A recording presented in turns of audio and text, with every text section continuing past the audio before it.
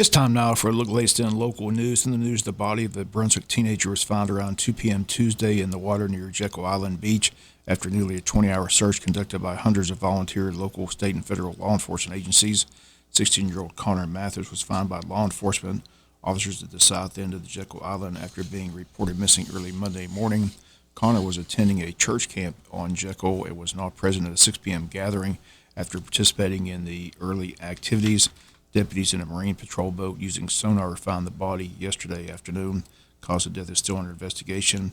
According to reports, the 16-year-old had a form of autism and he was first missing. It was believed he may have been hiding, afraid, confused, or just looking for a place to take shelter. He has ties to Wayne County. His grandparents are Clifford and Carletha Davis of Jesup. We pass along our thoughts and prayers to the family and a sad ending to a 20-hour search on Jekyll Island as the body of 16-year-old Connor Mathers was found around 2 p.m. yesterday afternoon. Sheriff Chuck Mosley of the Wayne County Sheriff's Office and Chief Perry Moore in the Jesup PD announced that on May 27th, the Jesup Wayne Tactical Narcotics Team executed 2 search warrants at the following addresses: 612 South 4th Street, which is a residence, and 586 Southwest Broad Street, which is a business here in Jesup, England's Collision Center, both in Jesup and Wayne County. These searches resulted in a form of an investigation into Eric England distributing illegal narcotics in Wayne County.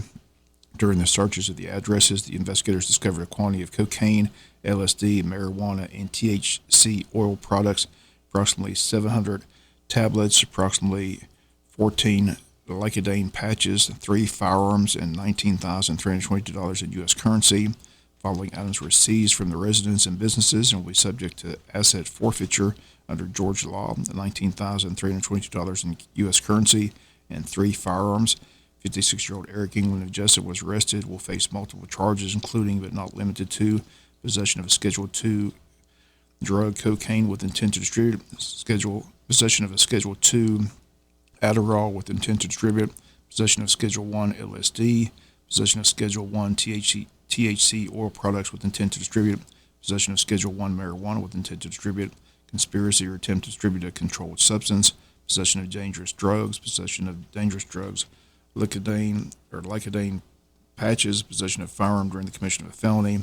They state the investigation is ongoing, may result in further arrest and charges. Sheriff Chuck Mosley and Chief Perry Morgan encourage anyone with information pertaining to this case or any illegal drug criminal activity to contact the Sheriff's Department at 912-427-5970 or the Jesup PD at 912-427-1300.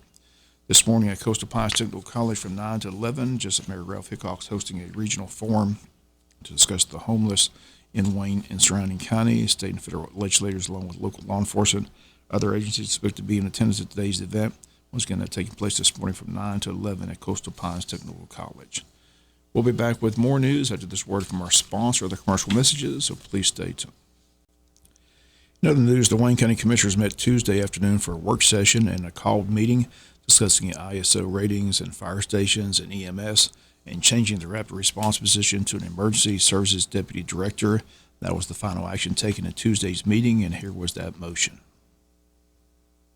Next item on the agenda, consider and approve position for change at EMS, and that would be just the, are they going to call it deputy director or?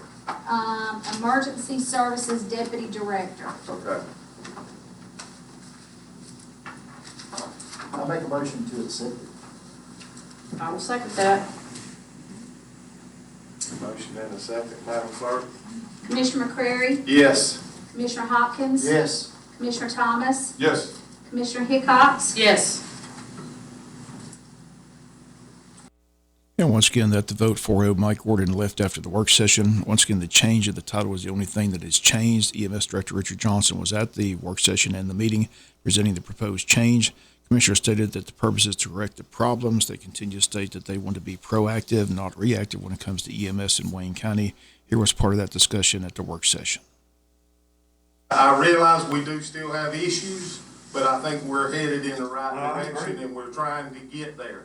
We're trying to compensate them for that, so. And we added another ambulance. That's exactly Because it right. was all, this whole rapid response thing, this whole rapid response question was never about rapid response.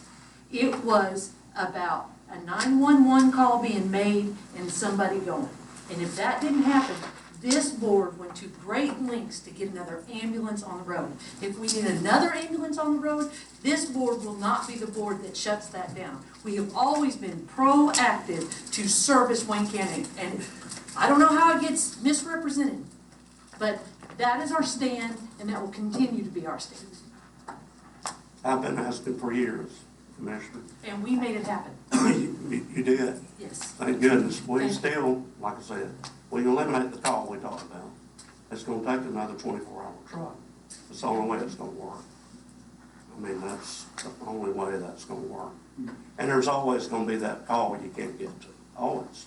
Every town, everywhere. It just happens everywhere.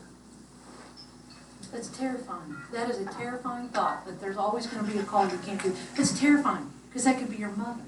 Yes, ma'am, I agree. That's the only thing we are looking at is, man, is there a plan we can implement so there's not a call that we don't get to? That is the only priority of this board. I'm sorry, I took it. I think we can, there's no doubt that this board's headed in the right direction to Absolutely. mitigate that. But I mean, I have to say, I was eating lunch with them Tuesday or Wednesday, and all 3 trucks went out. Within a matter of 15 minutes, 3 calls come in, and all 3 trucks went out. But we had 3 to send. That, thanks to y'all, we had 3 to send. And so we're gonna continue to work on that. There's no doubt about that. And that's all we all want, is the best we can get for everybody.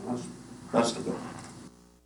And once again, that part of the discussion yesterday at the work session, again, the action at the call meeting was again to change the title from Rapid Response to Emergency Services Deputy Director.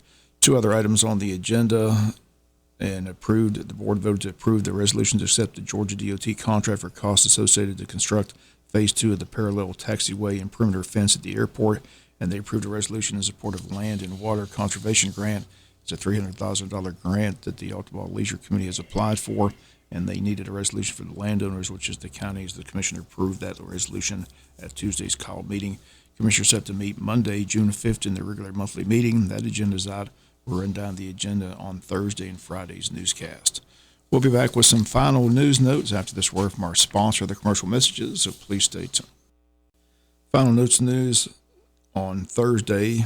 The Wayne County Emergency Management Agency, along with the Chamber of Commerce, is sponsoring that emergency weather preparedness lunch and learn tomorrow at Coastal Pines Technical College. It begins at 11:30 in the morning and will go till 1 o'clock. Again, you will learn how you can prepare this hurricane season.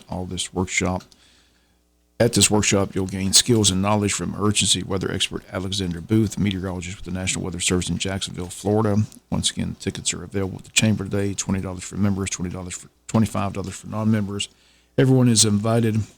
That takes place tomorrow between 11:30 and 1 p.m. And this weekend is the Wayne County Catfish Tournament, set for Saturday and Sunday, June 3rd and 4th. And it'll take place at the JC Landing. JC Fairgrounds is the headquarters. Once again, Wayne and tournament headquarters, once again at the fairgrounds at the landing. Those fishing the event can put in anywhere in the Altamont River, but they must be in line at Wayne at the JC Fairgrounds by 12 noon Sunday. Tournament officials ask entrants to please note you must come to the fairgrounds to receive your T-shirt. Entry fee for the event is $100 per fisherman, a minimum of at least 2 in a boat. Big fish pot entry is $10 per fisherman. And if you need more information, you can contact the Wayne County Board of Tourism office at 427-3233 or check out the event website at waynetourism.com. And you can also register on site this Saturday morning. It'll be one of the topics on the Bitch and Bob Show. Heather Altman will be here with all the details in the Wayne County Catfish Tournament set for this weekend, June 3rd and 4th.